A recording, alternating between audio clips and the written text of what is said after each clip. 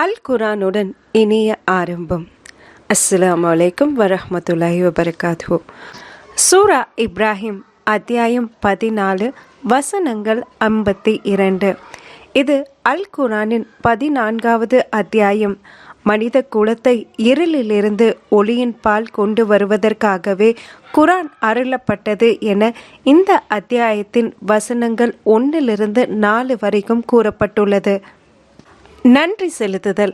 ஒருவர் அல்லாஹ்வுக்கு நன்றி செலுத்தினால் அவன் அருளை அதிகமாக்குவான். நன்றி மறந்தால் வேதனை கடுமையாக இருக்கும் என்றும் வசனம் 7 கூறப்பட்டிருக்கு. இந்த அத்தியாயத்தில் குரானோட வார்த்தைகளை கலிமத்து தய்யிபா, அழகிய சொற்கள் அப்படின்னு சொல்லி, அந்த சொற்கள் மனம் மிக்க ஒரு நன்மரத்தை போன்றது.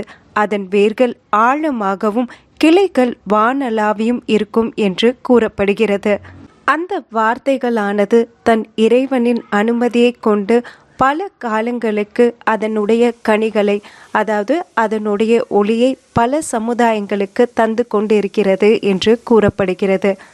இணை வைப்பாளர்களின் வார்த்தைகள் ஆனது அது வேரறுக்கப்பட்ட மரத்தை போன்றது என்றும் கூறப்பட்டுள்ளது. வசனம் 24 to 27 வரைக்கும். மறுமை நாளில் ஷைத்தான் தன் மக்களை வழிகேட்டில் விட்டதாகவும் தன்னை நிந்திக்காமல் தங்களையே நிந்தித்து கொள்ளுமாறும் கூறுவான் என்று வசனம் 22 கூறப்பட்டுள்ளது. இந்த சூரா இப்ராஹிம் அலைஹிஸ்ஸலாம் அவர்களின் பேரால அருளப்பட்டிருக்கு. அவர்களின் வாழ்க்கை, மக்காவுக்காக அவர்கள் செய்த பிரார்த்தனைகள் மற்றும் அவர்களின் சந்ததியினர் நற்செயல்களை செய்ய வேண்டும் என்று அவர்கள் கேட்ட துவாக்கள் இதில் விரிவாக கூறப்பட்டுள்ளன. வசனம் 40 தன்னையும் தன் சந்ததியினரையும் தொழுகையை நிலைநிறுத்துபவர்களாக ஆக்க கோருதல்.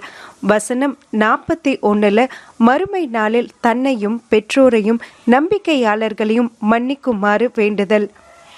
வசனம் 42 அநியாயக்காரர்களின் நிலையை பற்றி கூறப்பட்டுள்ளது. அல்லாஹ் அநியாயக்காரர்களின் செயல்களை கவனித்து கொண்டுதான் இருக்கிறான். அவர்களுக்கான தண்டனையை மறுமை நாளுக்கு தாமதப்படுத்துகிறான் என்று விளக்கப்பட்டுள்ளது. மனிதர்களை பிரித்தல். உண்மையை நிராகரிப்போர் உலக வாழ்க்கையை நேசித்து மக்களை அல்லாஹ்வின் வழியை விட்டும் தடுக்கிறார்கள்.